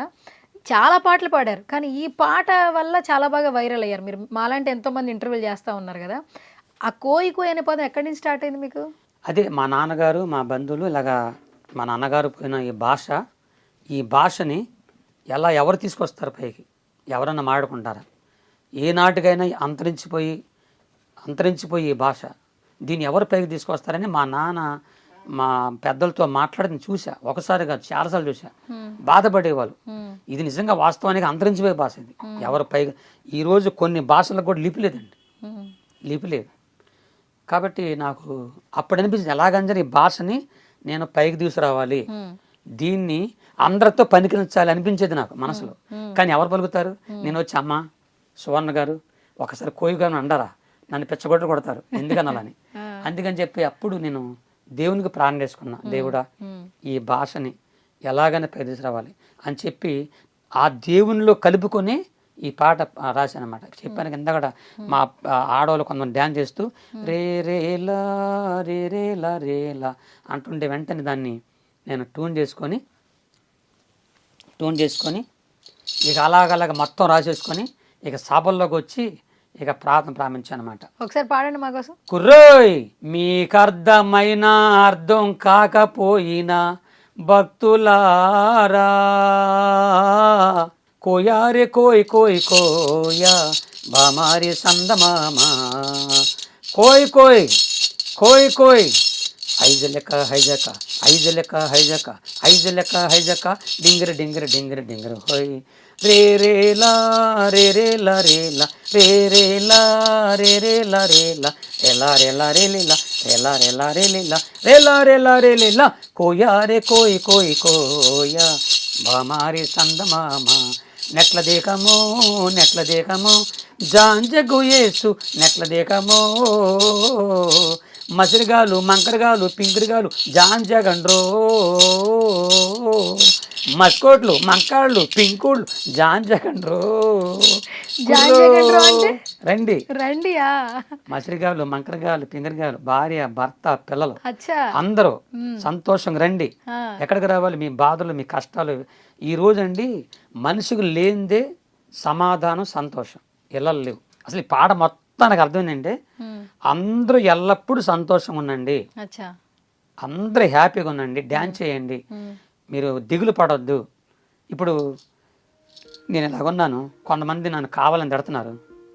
వాళ్ళు తిట్టినప్పుడు వామ్మో వీళ్ళు నన్ను తిట్టారు అని ఏడిసాను అనుకోండి, ఏడిసి సువర్ణ గారు వాళ్ళని తిట్టారు నేను రాను అన్నానంటే రాగలనా? రాలేరు. అందుకని చెప్పి నేను సంతోషిస్తానమాట, ఆనందించాలి, వాళ్ళు తిట్టినది సంతోషించాలి. ఈ రోజున భూమి మీదమ్మ భగవంతుడు దేవుడు ఆకాశ పక్షుల్ని, భూమి మీద జంతువుల్ని, నీటిలో ఉన్న అడవినమ్మ జలసరాలు, వాటికి దేవుడు నవ్వు పెట్టల, నవ్వమని చెప్పల, వాటి మనిషికి ఒక్కడికే పెట్టారు. ఈ నవ్వునియా ముందు మనం ఉండం. మనుషులు ఉంటారా? ఆయన నవ్వుకుంటూ వచ్చిందనుకో, మన కుక్క నవ్విందనుకో మనం ఉండం. కానీ మనిషికి మాత్రం దేవుడు నవ్విచ్చాడు. ఆ మనసులో ఉన్న నవ్వుని సాతనుడు అనేవాడు తీసేస్తున్నాడు అన్నమాట. భార్యాభర్తల మధ్య కానీ గొడవలు కానీ కుటుంబాల గొడవలు కానీ తీసేస్తున్నాడు. అందుకని ఆ మనసులో ఉన్నటువంటి బాధను తొలగించడం కొరకే దేవుడు మీరు నవ్వండి, సంతోషించండి, ఆయన దగ్గరికి వస్తే నవ్వుతారు అని చెప్పి దీనికి అర్థం. ఓకే, అంటే నవ్వండి అని చెప్పి నవ్వించడం కోసం మీరు చేసిన ఒక ప్రయోగం సోషల్ మీడియాని షేక్ చేసేసింది. ఎక్కడెక్కడో నుంచి వస్తున్నారు మిమ్మల్ని కలవటానికి, మాట్లాడడానికి చాలా మంది. ఫస్ట్ మీ ఆవిడ రియాక్షన్ ఏంటి? మీ మిస్సెస్ ఏమంటున్నారు? ముందు ఏడ్చింది. ఎందుకు ఇంత ట్రోల్ అయ్యావు? ట్రోల్ అన్నా కూడా ఆమెకు తెలియదు. ఆమెకు అసలు ఈ రోజుకి వాళ్ళు కూడా రావు, చదువులేదు. ఫోన్ చూస్తారా? ఫోన్ చూస్తా. పక్కింటి వాళ్ళు ఎదింటి వాళ్ళు ఏం చెప్తున్నారా? అంటే మీ హస్బెండ్, మీ ఆయన ఇలా అయ్యా. ఇప్పుడు నేనున్న దగ్గర చాలా మంది నేను తెలీదు, మీరేం తెలీదు. తెలిస్తే మొత్తం వాళ్ళంతా నన్ను ఆ అద్దె నుంచి తీసేస్తారు. నేనని తెలియదు అలా ఎవరికి. ఓకే. అయితే విషయం ఏంటంటే నా భార్య ఏడ్చి బాధపడుతుంది, అయ్యా తిడుతున్నారయ్యా నిన్ను అందరూ, బాధ పెడుతున్నారు ఏంటయ్యా, నువ్వు బాధపడకయ్యా అని బాధపడ. కాబట్టి ఆమెకు సంతోషం ఉంది. తన భర్త ఏ భర్త అయినా పైగా రావడమే భార్యలు, ఆడవాళ్ళ లెక్క భార్య లెక్క ప్రేమ. తన భర్త పైకి వస్తుంది నమ్మకం సంతోషం కదమ్మా, సంతోషమే. కానీ కొంతమంది కావాలని నన్ను తిడుతుంటే ఆమెకు బాధపడుతుంది. ఓకే, దానికి కోయి కోయి కోడిని కోయి అంటూ సోషల్ మీడియాని కోడిని కోయి అనే మాట ఎందుకు వస్తుందంటమ్మా, అసలు అది వచ్చేది కాదు. దీనికి కొంతమంది కామెంట్లు చాలా వాళ్ళకి తెలియక. నేను ఒకసారి ఊరు మీటింగ్ వెళ్ళేటప్పుడు అడిగారు, ఏమంటే పాస్టర్ గారు మా ఇంటికి వస్తున్నారు కదా, మీకు ఏం కూర కావాలో కోరుకోమన్నారు, మీ ఇష్టం ఉండేది పెట్టమన్న పార్లో చెప్పమన్నారు. నాకు నాటుకోడి అంటే కొద్దిగా ఇష్టం అండి, వండండి అన్న. సరే అని చెప్పి వాళ్ళు, నేను ఇష్టపడి అడిగానని ఆ ఊరంతా ఎతికినా దొరకలేదు. దొరకపోయేసరికి నేనే వచ్చేస్తున్నాను. ఎలాగని చెప్పి వాళ్ళు బాధపడుతున్నారు. నాకు భోజనం తయారు చేసేవాళ్ళు బాధపడుతూ ఎలాగా అని చెప్పి ఆలోచిస్తుండగా పక్కింటోడు కోడలు వాళ్ళ ఇంట్లోకి వచ్చింది. కోసారా? వస్తే ఆరుగా చెప్పకుండా ఈ కోడిని కోసారు. అయ్యయ్యో, నా కోసం కోడిని కొట్టి కోసారు, దొంగ కోడిని పట్టుకొని. అక్కడి నుంచి వచ్చిందా ఇది? అప్పుడు వాళ్ళు, నేను వచ్చరికి రాత్రి సాయంత్రం 6 అయిందమ్మా. నేను నాకు ఎక్కడికి వెళ్ళినా ముందు భోజనం చేసి నేను స్టేజ్ మీద వెళ్తాను అన్నమాట. ఎందుకంటే పెద్దోడిని కదా, మధ్యలో కళ్ళు తిరుగుతాయని వాళ్ళు ముందు పెడతారు. నేను స్టేజ్ మిద్ది మీద ఉన్నా, వాళ్ళు మిద్ది మీద కూర తీసుకొచ్చారు, మంచిగా ఉండరు, నాటుకోడి పులుసు ఉండరు, మంచిగా తింటున్నా. నేను తింటుంటే కోడిపోయిన పక్కింటూ తిట్టుకుంటున్నారు, గట్టిగా తిట్టుకుంటున్నారు. నా కోడి ఎత్తుకెళ్ళినోడు సావా, నా కోడి తిన్నోడు పైనుంచి పైన పోవాలి అని తిట్టుకుంటున్నారు. ఆయన మాటలా వినపడుతున్నాయి కానీ నన్ను అనుకోవట్లా, నాకేం తెలుసు.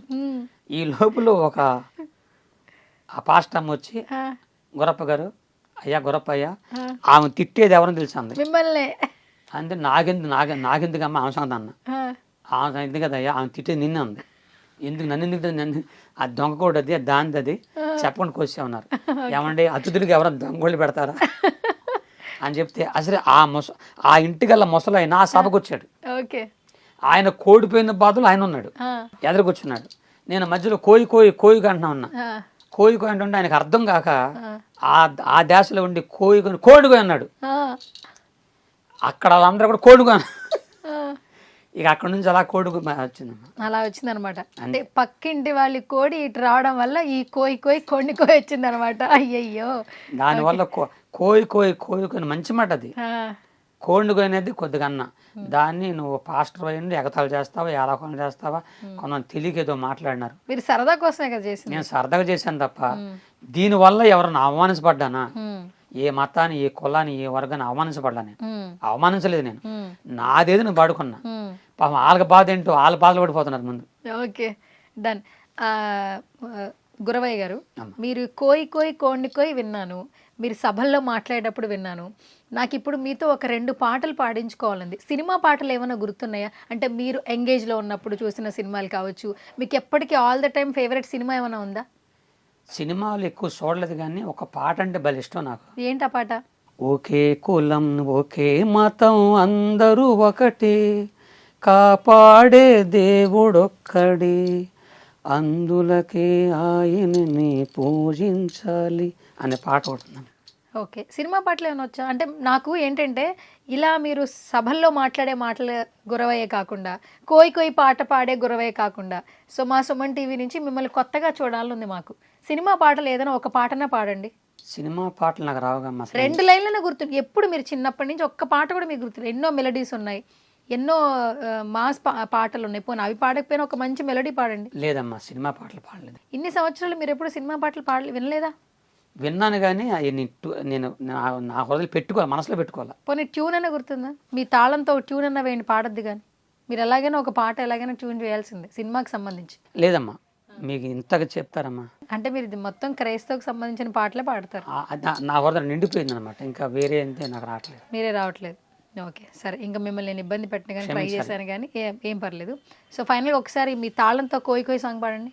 రే రే లా రే రే లా రే లా రే రే లా రే రే లా రే లా రే లా రే లా రే లే లా రే లా రే లా రే లే లా రే లా రే లా రే లే లా కోయా రే కోయి కోయి కోయా బామారే సందమామ కోయి కోయి కోయి కోయి కోండ్ కోయి కోయి కోయి బండి బంధూరే భయ బండి బంధూరే గుడిని జమారే భయ భజన జమారే బండి బంధూరే భయ బండి బంధూరే గుడిని జమారే భయ భజన జమారే నెట్లయో నెట్లయో దోకన జమారే నెట్లయో నెట్లయో దోకన జమారే ఆ బండి బంధూరే భయ బండి బంధూరే గుడిని జమారే భయ భజన జమారే చప్పట్లు కొట్టండి మీరు చప్పట్లు కొట్టండి ఏసుకు చప్పట్లు కొట్టండి మీరు ప్రభుని స్తుతించండి నెట్ల దేహమో నెట్ల దేహమో జాంజగు యేసు నెట్ల దేహమో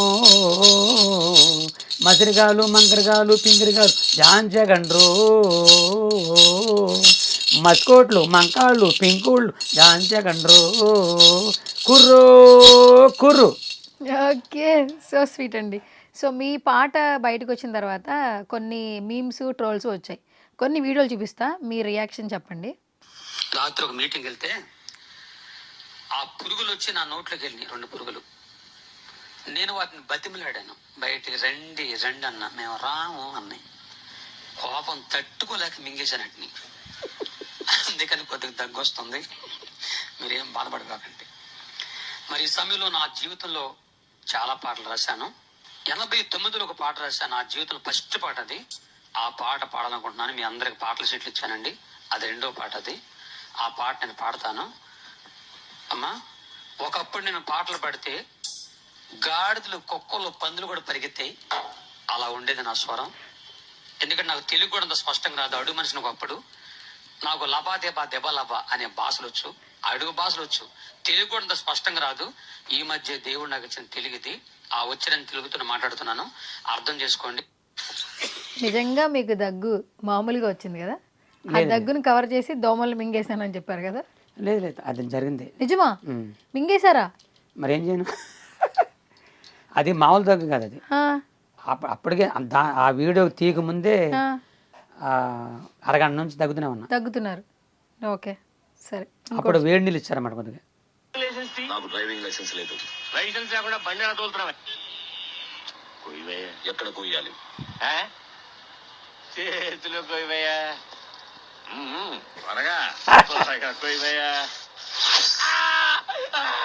కోయారే కోయ్ కోయ్ కోయా బామారి సందమా కోయ్ కోయ్ దాంట్లో కూడా పెట్టారు తీసుకెళ్ళి. రజనీకాంత్ గారి ఫిలిం బా కోయ్ కోయ్ కోయ్. ఎట్లా అనిపిస్తుంది? ఇది సినిమాలు చూడరు కదా మీరు. రజనీకాంత్ గారి గురించి తెలుసా? ఎంత పెద్ద స్టారో తెలుసా? తలైవా అని పిలుస్తారు. సో ఆయన ఫిలింలో ఒక మీమ్ ఇలా రెడీ చేశారు, మీ పాటతో ఫన్నీగా క్రియేట్ చేశారు. ఏం చెప్తారు? చాలా సంతోషపడుతున్నాను, చాలా సంతోషపడుతున్నారు. అలాంటి మహానుభావులు పక్కన నా పాట ఉండమంటే ఎంత సంతోషం. ఓకే, ఇంకోటి చూపిస్తా.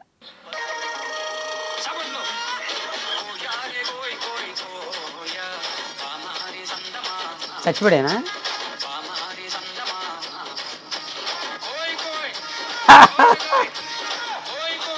ఆ పాటకు సచిన్ లెవెల్ ఇస్తుందా? అదిగో లేచాడు.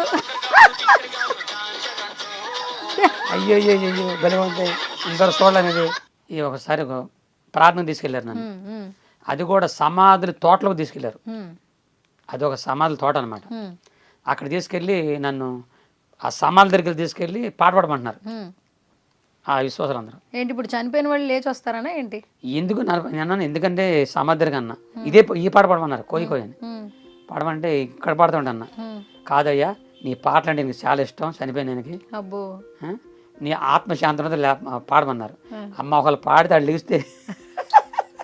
లెగిస్తే బాగోదన్న. ఓకే, కాబట్టి అలాంటి అది గుర్తొచ్చింది ఇప్పుడు నాకు. ఇంత బాగా ట్రోల్ చేస్తున్నారు కదా మిమ్మల్ని, కొంచెం పాజిటివ్ ఉంది కొంచెం నెగిటివ్ ఉంది, ఏం చెప్తారు? నేను చెప్పాల్సింది ఒకటే, చెప్పండి. ఈ ట్రోల్ ఏంటో ఇలాగా ఎయిటింగ్ చేయడం నాకు తెలియదు, ఓకే నేనుగా చేయలేదు, ఎవరు చేసో తెలియదు. కాబట్టి ఆంధ్రప్రదేశ్ అయినా తెలంగాణ అయినా ఏ రాష్ట్రమైనా అందరు ముఖ్యమంత్రులు మన ప్రధానమంత్రి గారు అందరు కూడా బాగుండాలని కోరుకొని రోజు ప్రార్థన చేసేవాడు నేను. అందరికంటే ఫస్ట్ నా ఉదయకాల ప్రార్థన ఎవరి కోసం అంటే మన దేశాన్ని కాపాడుతున్న సైనికుల కోసం చేస్తాను. మన సైనికులు ఉన్నారు కదండి, వాళ్ళ కోసం చేస్తాను నేను. వాళ్ళ ఎందుకంటే పాపం భార్య బిడ్డ నుంచి వెళ్ళిపోతారు కదా, వాళ్ళ కుటుంబాలు బాగుండాలి, వాళ్ళ బాగుండాలని ప్రార్థన చేస్తారు. మన దేశ క్షేమం కోసం ప్రార్థన చేసేవాడిని. బైబిల్లో ఉందమ్మా అందరి కోసం ప్రార్థన చేయమని. Okay. అలా చేసేవాడిని. దయచేసి ఈ ట్రోల్ వల్ల దయచేసి నన్ను అపార్థం చేసుకోవద్దని అందరికీ, అటు రాజకీయ నాయకులకు కానీ, సినిమా వాళ్ళకి కానీ, అలాగే మిగతా వాళ్ళకి కానీ నేను మనం చేసుకుంటాను. నాకేం తెలియదండి, పేదవాడిని, ఒక నాగరికుడిని, ఎక్కడో పుట్టాను. నా తండ్రి కళ, నా తండ్రి కులస్తుల కళ నెరవేర్చడం కొరకే ఈ పాట నేను పాడుకున్నాను. ఇది ట్రోల్ అయ్యింది, ఎంతోమంది అభినందించారు. మరి మీరందరూ మీ మనసులు తెచ్చుకున్నారు కనుక నన్ను అభినందించండి. ఈ సుమన్ టీవీ తరపున నన్ను అభినందించండి. ఇంకెలాంటి పాటలు ఇంకా కొన్ని రాసి మీకు వినిపించేలాగా నన్ను ఆశీర్వదించండి. ఓకే. సో చివరిగా మీరు చాలా అంటే ఎవరెలా అనుకున్నా మనం సంతోషంగా ఉండాలని అనుకుంటూ ఉన్నారు కదా, అంటే అలాంటి పాజిటివ్ వైబ్స్ రావాలంటే జీవితంలో ఎన్నో కష్టాలు చూసిన వాళ్ళకి మాత్రమే వస్తాయి. ఇంతకుముందు మీరు అన్నారు తల్లిదండ్రుల వాళ్ళ యొక్క గొప్పతనం కావచ్చు, వాళ్ళ యొక్క ఇది ఎవరికి తెలియట్లేదు, వాళ్ళు లేకపోతే ఎంత బాధగా ఉంటుందో నాకు తెలుసు అన్నారు. ఇంతకుముందు మీరు అన్నారు మీకు శుక్లాలు వచ్చాయి, 2 కళ్ళు ఆపరేషన్ చేయించుకున్నారు, అంటే ఇబ్బంది పడుతూ ఇప్పుడు 60 ఏళ్ల వయసులో కూడా మీరు మీ పిల్లల కోసం ఇంకా కష్టపడుతూ ఉన్నారు. అండ్ మీరు ఇంకా సభలకు వెళ్ళి మీ జీవనోపాధి కోసం ఇప్పటికీ అదే పని చేస్తూ ఉన్నారు కదా. సో మీ లైఫ్లో ఎప్పుడు కూడా చూడని సిచ్యువేషన్ కావచ్చు, లేదా బాధపడిన విషయం కావచ్చు, ఒకటి షేర్ చేసుకుంటారు. నా జీవితంలో నేను కోరుకుంది ఏంటంటే లైఫ్లో అదే ఆ గుడివాడలో ఇల్లు తీసేయగానే నేను ఒంటాకి లేకుండా అయిపోయిందండి. అది నా హృదయం చాలా గాయపడింది. ఇప్పుడు నేను కానీ ఏదైనా చనిపోతే నా భార్య దిక్కులింది అయిపోతుంది.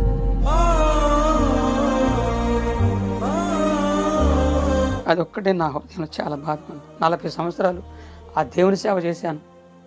ఈరోజు ఒంటాగిల్లు లేకుండా అయిపోయింది, చర్చి కూడా లేదు.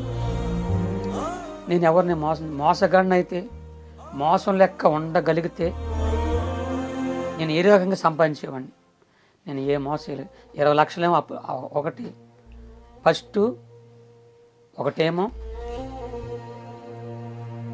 నా జీవితంలో 20 లక్షల రూపాయలేమో అప్పుల పాలైపోయాను. నన్ను అన్యాయంగా అంటే అనాగరికుడిని, ఏమీ లేనోడు, వీడి పక్షాన ఒక రాజకీయ బ్యాక్గ్రౌండ్ లేదు, ఒక పోలీసు బ్యాక్గ్రౌండ్ లేదు, వీడిని కొట్టినా తిట్టినా చంపినా వీడికి దిక్కెవరు అని చెప్పి నన్ను బెదిరించి ఆ 20 లక్షల రూపాయలు వెళ్ళిపోయారు. అదొక వేదన. ఈ రోజున ఒంటాకి ఇల్లు లేకుండా అయిపోయింది.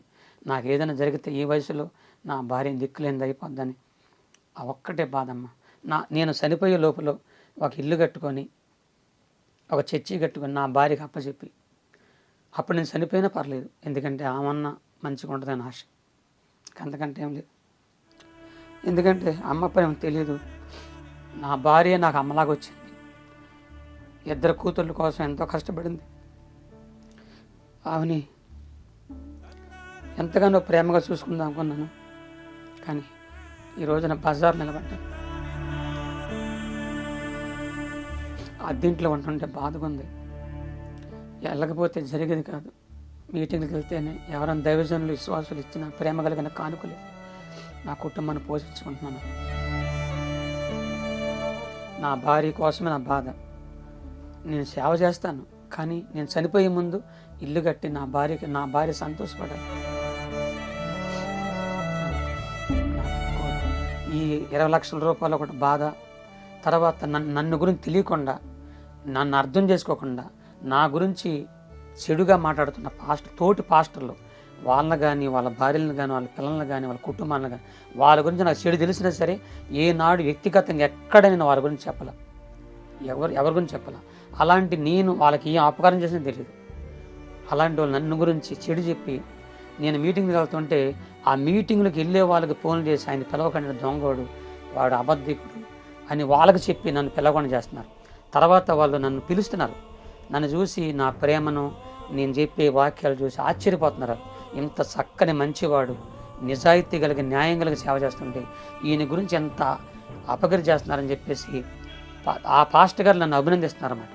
నువ్వేం భయపడకు, వాళ్ళు అట్టగా వాకుంటారని. కాబట్టి అమ్మ, ఇది నా హృదయంలో చాలా గాయంగా ఉంది. Okay, thank you so much Guravayya గారు. సో ఈ మంచి ఇంటర్వ్యూ ద్వారా అంటే ఇప్పుడు ఏదైతే నెగిటివిటీ ఉందో అదంతా పోయి, సో మీకు జీవనోపాధి కోసం మా సుమన్ టీవీ నుంచి మీకు మేలు జరగాలి మేము మనస్ఫూర్తిగా కోరుకుంటున్నాం. సో ఈ విజయవాడ సరౌండింగ్స్లో ఎక్కడున్నా కూడా సభలు జరిగినా, లేదంటే మీరు ఎంటర్టైన్ చేస్తారు అని వాళ్ళకి అనిపించిన ఆ ఈవెంట్లో మీ పార్టిసిపేషన్ ఉండాలని మనస్ఫూర్తిగా కోరుకుంటూ, ఈ ఏజ్లో కూడా ఇంకా కష్టపడుతూ మీ చివరి కోరిక ఒకటే చెప్పారు, నేను బాగుండాలి కాదు, నా భార్య బాగుండాలి, నాకంటూ ఒక సొంత ఇల్లు కావాలన్నారు. ఆ సొంత ఇల్లు కూడా త్వరలో రావాలని మనస్ఫూర్తిగా కోరుకుంటున్నాం. Thank you so much once again. చాలా నమస్కారం అమ్మ. దిక్కు మొక్కు లేనివాడిని, గతి లేనివాడిని. మీ మీడియా వాళ్ళందరూ కలిసి నన్ను వెంబడిస్తూ మిమ్మల్ని కూడా బాధ పెట్టాను, టైం ఇవ్వక. ఎందుకంటే నాకు ఖాళీ లేదు. తారీఖు చెప్పారు. మరి లక్ష్మీ ద్వారా గారు కానీ, మీ ద్వారా కానీ, మీ యొక్క సుమన్ టీవీ యజమాన్యానికి, పెద్దవారికి, ఎండి గారికి, వారి కుటుంబానికి అంతటికి నా నమస్కారాలు. మీ కొరకు, మీ క్షేమం కొరకు నేను నా దేవుణ్ణి ప్రార్థన చేస్తాను. మీరు బాగుండాలని కోరుకున్నా.